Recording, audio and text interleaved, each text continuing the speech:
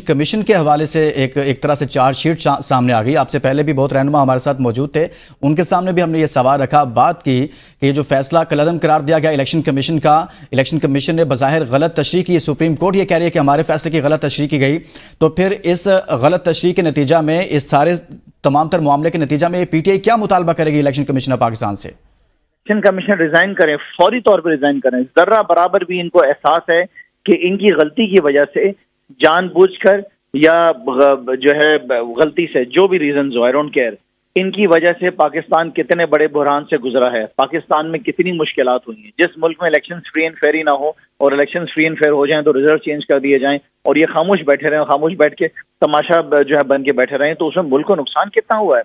हम देखें कितना पीछे गए हैं। मुल्क तो जब हुकूमत नहीं बनती है तो इसी बेसिस पे बनती है कि वो बेहतर जो है मुल्क के अंदर ऐसे इनिशिएटिव्स लेकर आएगी जिससे मुल्क आगे बढ़ेगा, मुल्क तरक्की करेगा।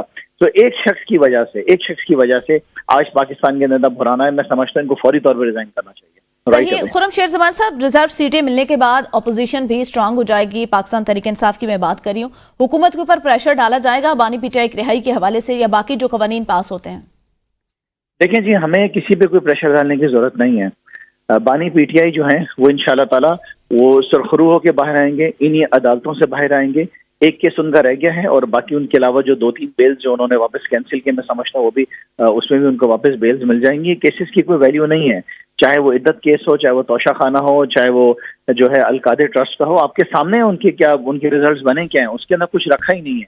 जब सही तरीके से फास्ट पेस के ऊपर अदालतें जब चलाएंगी केसेस को, इंशाल्लाह ताला आप देखेंगे कि बानी चेयरमैन आपको बाहर नजर आएंगे। वो सही। अच्छा खुर्रम शेर जमान, इस फैसले के बाद जो इलेक्शन कमीशन है, चीफ इलेक्शन कमिश्नर है, उनके किरदार को कैसा देख रहे हैं आप?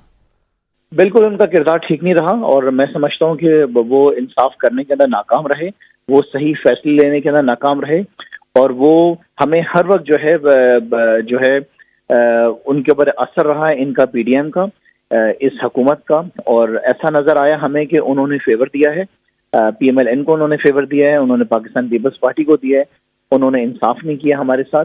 और अगर इंसाफ करते, सही तरीके से अपने पूरे कमीशन को चलाते, तो आज पाकिस्तान के हालात नहीं होते। इसी रीजन से मैंने कहा कि इन सब को जो है फौरी तौर पे जो है रिजाइन कर देना चाहिए। और हुकूमत को जरा बराबर भी शर्म है तो खुद बैठकर फौरी तौर पे जो है पूरा नया सेटअप बनाए इलेक्शन कमीशन का। ये किसी हाल में काबिल कबूल नहीं है। इनकी वजह से आज मुल्क इन हालात के ऊपर, और इनकी वजह से तहरीक इंसाफ ने जो है सफर किया है। They are the ones who are responsible. इन तमाम मुसीबतों की, तमाम परेशानियों की, तकलीफा जो हम पे गुजरी है, वो तो हम ही जानते हैं ना। कभी बैठेंगे तो आपको बताएंगे कि हम पे क्या गुजरी है। लेकिन यह है कि एक नई सुबह हुई है और एक नया सूरज आप कहें, और मुझे इस बात पे पूरा यकीन है कि पाकिस्तान आज की तारीख से जो है वो इंशाल्लाह ताला बेहतरी की तरफ आगे अपने कदम बढ़ाए।